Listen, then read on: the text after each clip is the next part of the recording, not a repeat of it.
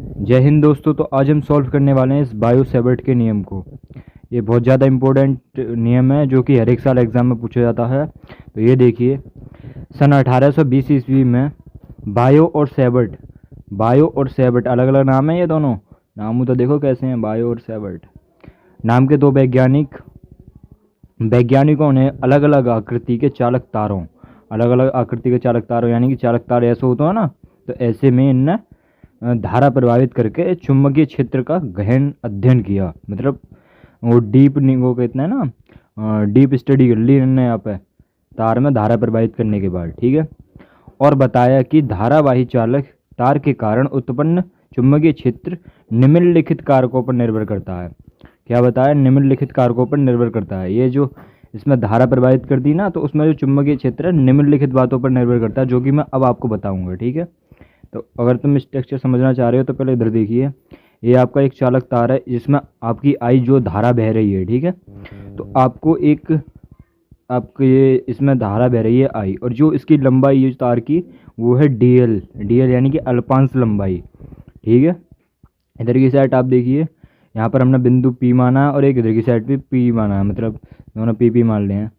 अब जब आप सभी को पता ही होगा, अगर आपने हाथ का नियम पढ़ा हो तो जैसे कि धारा इधर की साइड बह रही है तो आपको अपना हाथ ऐसे लेना है, और देखिए यहाँ पर दोस्तों आपको कुछ इस प्रकार रखना है। धारा जिधर की साइड बह रही है उधर की साइड आपको अपना अंगूठा करना है, और जिधर की साइड आपको ज्ञात करना है कि हमें इधर की साइड यहाँ पर पी की तरफ ज्ञात करना है कि अंदर की धारा बह रही है या बाहर की तरफ धारा बह रही है।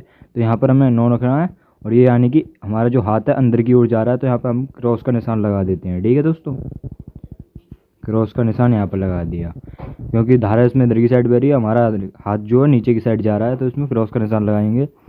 और इधर की साइड यहाँ में देखे जाए तो इसमें यहाँ पर पी पर, यहाँ पर देखिए दोस्तों, इसमें धारा जो इधर की साइड बह रही है, लेकिन हमें पी बिंदु पर हमें वो याद करना चुंबकीय क्षेत्र की तीव्रता, ठीक है। तो इधर की साइड ऐसे करके रखेंगे अपने हाथ को हम,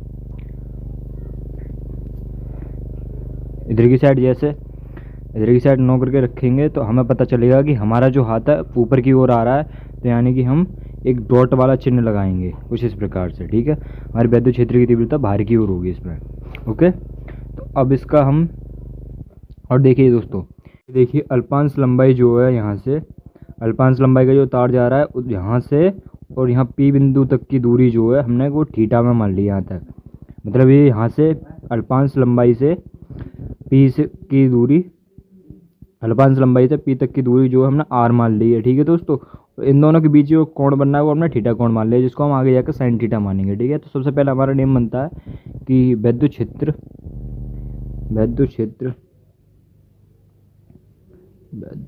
होने का नहीं, वैद्युत क्षेत्र क्यों, चुंबकीय क्षेत्र है ये तो दोस्तों, चुंबकीय क्षेत्र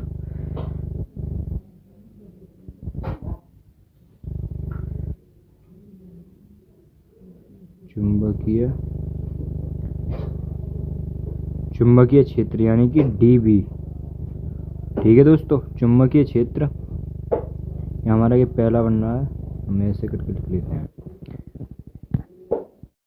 इधर देखिए चुंबकीय क्षेत्र जो है, चुंबकीय क्षेत्र चुंबकीय क्षेत्र चालक यही है ना, चालक आप सभी समझ रहे होंगे चालक। और ये डीबी माना क्योंकि हम अल्पांश में मार रहे हैं, सब कुछ मान रहे हैं। तो चुंबकीय क्षेत्र चालक में प्रवाहित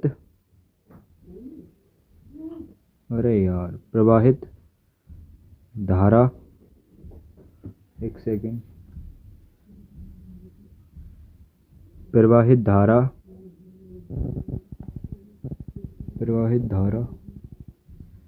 चुंबकीय क्षेत्र चालक में प्रवाहित धारा के अनुक्रमानुपाती है। अनुक्रमानुपाती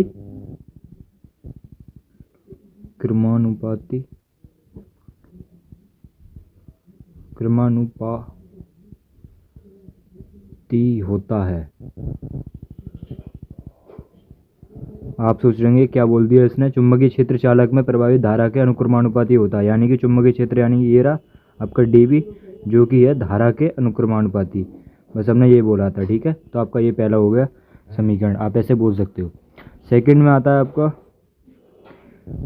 चुंबकीय क्षेत्र, चुंबकीय की बार हम शॉर्ट में लिख देते हैं, चुंबकीय और क्षेत्र भी ऐसे शॉर्ट में, और डीबी चालक,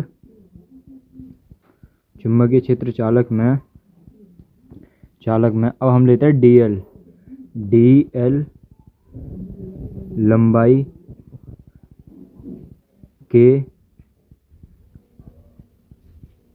अरे यार,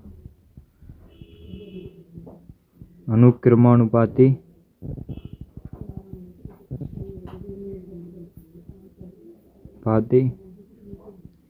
होता है।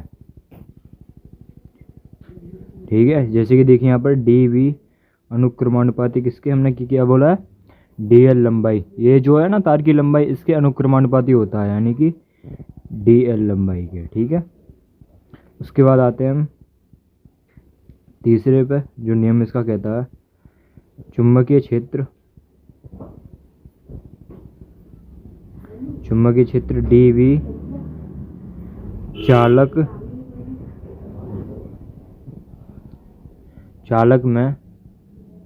चालक में देखिए दोस्तों, यहाँ पर चालक में दोस्तों देखिए यहाँ पर डीएल लंबाई के जो तार है वहाँ से और ये पी तक के बीच की दूरी में बने थीटा कोण के अनुक्रमानुपाती होता है। ठीक है दोस्तों, इसमें लिखते हैं हम चुंबकीय क्षेत्र चालक में डीएल लंबाई के तार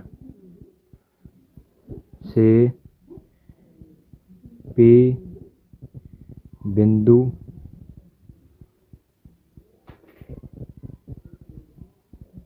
तक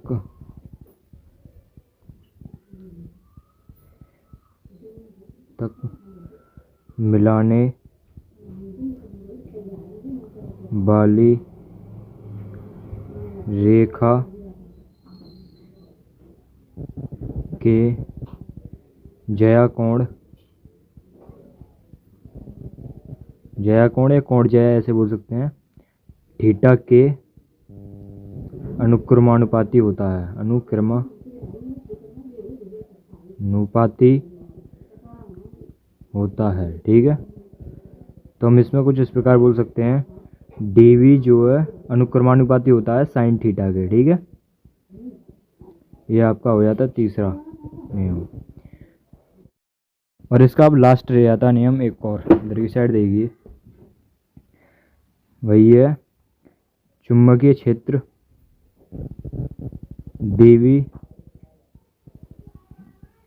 डीवी चालक में डीएल लंबाई के तार तथा पी बिंदु तक मिलाने वाली रेखा की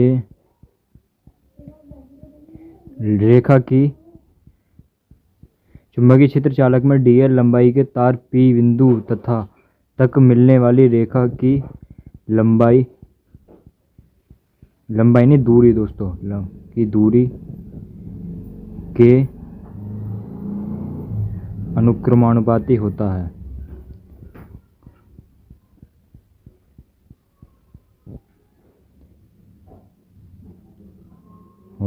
ठीक है दोस्तों, चुंबकीय क्षेत्र डीएल लंबाई के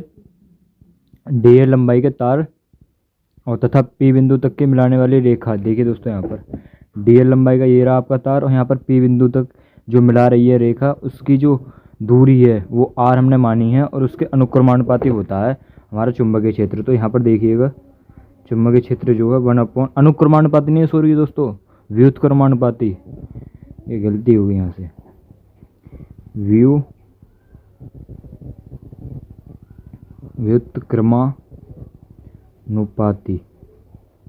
व्युत्क्रमानुपाती होता है। ठीक है दोस्तों, तो आपके ये 4 बनते हैं, इन सभी को आप जोड़ देना एक संग करके।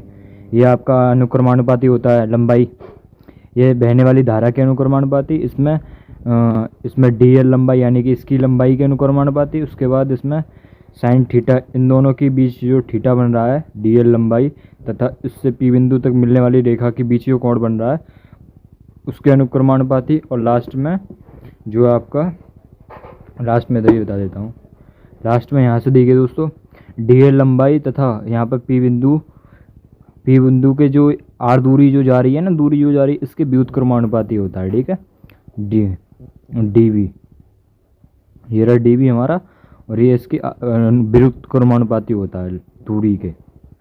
तो अब इन सभी को हम एक साथ जोड़ेंगे तो कुछ इस प्रकार सूत्र बनेगा हमारा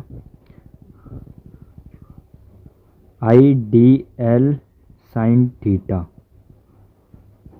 ठीक है दोस्तों, आई यानी कि विद्युत धारा हमारी, उसके बाद डी एल यानी कि लंबाई, थीटा साइन थीटा वो हमने उठा लिया जो कि कोण बन रहा था वहाँ पर, उसके बाद हमारा व्युत्क्रमानुपाती में आएगा ये आर स्क्वायर। ठीक है, और जब हम दोस्तों इसको जब हटाएंगे, इसको जो है ये तो हमारा कांस्टेंट है ना ये अनुक्रमानुपाती, जब इसको हम हटाएंगे तो कुछ इस प्रकार आएगा D V is equal to mu आएगा दोस्तों, ये आपका म्यू अपॉन 4 पाई आएगा इधर की साइड, और इधर डी एल साइन थीटा और अपॉन में आर स्क्वायर, ये आपका बनता है। ठीक है दोस्तों, और इसका जो मात्रक होगा वो होगा टेस्ला। आशा करते हैं आप सभी को अच्छी तरीके से समझ में आया होगा। ये आपका कांस्टेंट है। ठीक है दोस्तों, और ये जो आपकी वैल्यू हमने उधर समझाई थी ये वही है, ये अनुक्रमानुपाती धारा के, फिर ये डी एल लंबाई के अनुक्रमानुपाती, और ये कोण के अनुक्रमानुपाती, और यहाँ पर दूरी के उसकी आर दूरी जो थी उसके व्युत्क्रमानुपाती। तो ये आपका वायु सेवर्ट का नियम सिद्ध हो जाता है ऐसे।